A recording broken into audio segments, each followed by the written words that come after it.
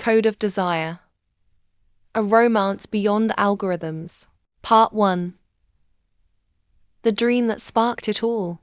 Aigul was no ordinary girl. By day, she coded complex back-end frameworks, with the same elegance she used to craft silk gowns at night. Her apartment smelled like cinnamon and soldering iron, a curious blend of warm pastries and machine logic.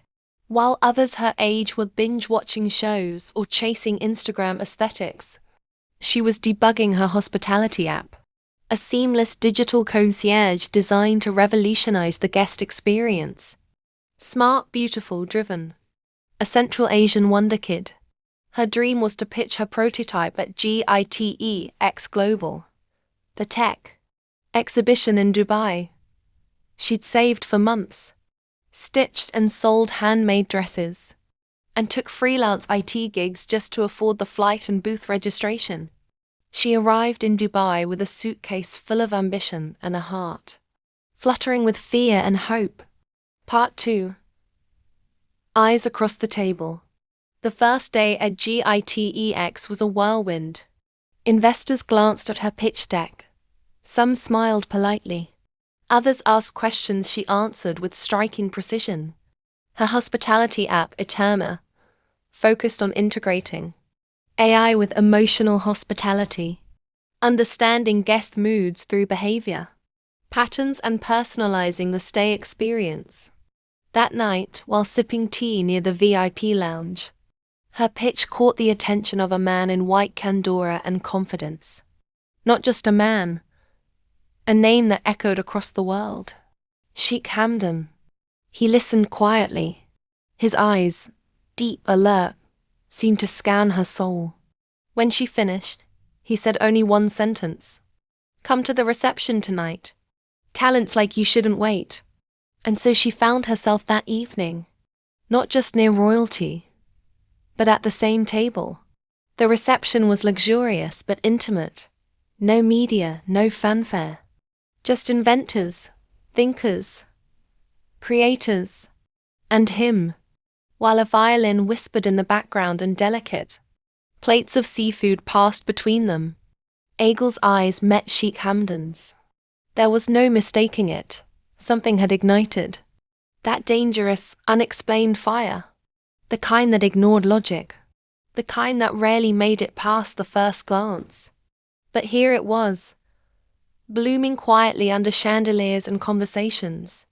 He asked about her app again. She answered, but her voice was slower now, softer, and he watched her, not like a businessman studies a developer, but like a man looking at a woman he couldn't stop imagining. Part 3. London between them. 2 weeks later, an official letter arrived. Her project was selected for prototype development at Manchester University. All expenses covered by a Royal Innovation Initiative. She knew who had made that happen. No name was written, but his touch lingered in the folds of the envelope. In London, the city was rain and red buses, cold air and hot ideas. Eterna was evolving. Professors loved it. Investors started calling. But what truly kept her up at night wasn't her app. It was him. The Sheikh had also come to the UK. Officially, to support youth-led innovation. Unofficially, she didn't dare to guess. They stayed in the same hotel. Different wings. Different lives. Until one evening, after a long strategy meeting, Aigul wandered the quiet corridor of the hotel. Tired, hair tied messily, wearing a hoodie. She turned a corner, and there he stood. No guards, no entourage. Just him, in a cashmere coat, holding a coffee cup, surprised. Silence. Her breath caught.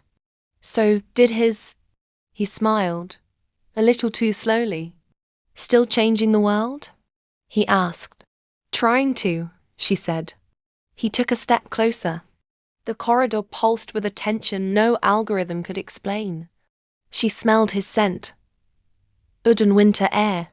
He gently reached out and tucked a strand of hair behind her ear. Eyes lingering too long. Their lips were inches apart, that neither moved.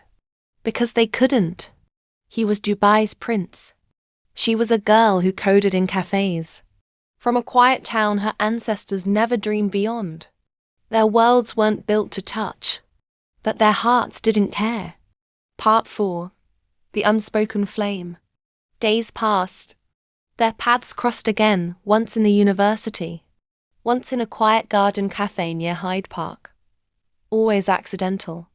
Always electric. Their fingers brushed while reaching for the same napkin. Their smiles held too long after casual words. He never confessed. She never dared. But in her eyes, he read every emotion she fought to hide. And in his silence, she heard every scream he couldn't voice. Her nights became endless spirals of what-ifs. Her journal filled with fragmented sentences.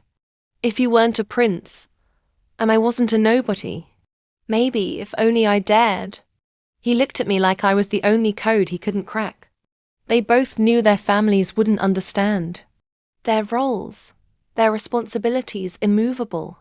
And so, the desire was tucked away behind polite words and safe distances. But it never faded. It smouldered. Like London's mist, cool on the outside, fire underneath. Part 5. Departure. Her project succeeded. Eterna was acquired by a major hotel chain. She was offered a lead role in their innovation department, based in Paris. On her final night in London, she received a note at her hotel room. Congratulations. I knew you would change the industry. Perhaps someday you'll change even more. May your code always run. H.E. She clutched the note to her chest and cried. Not for what she had lost, but for what was never allowed to begin.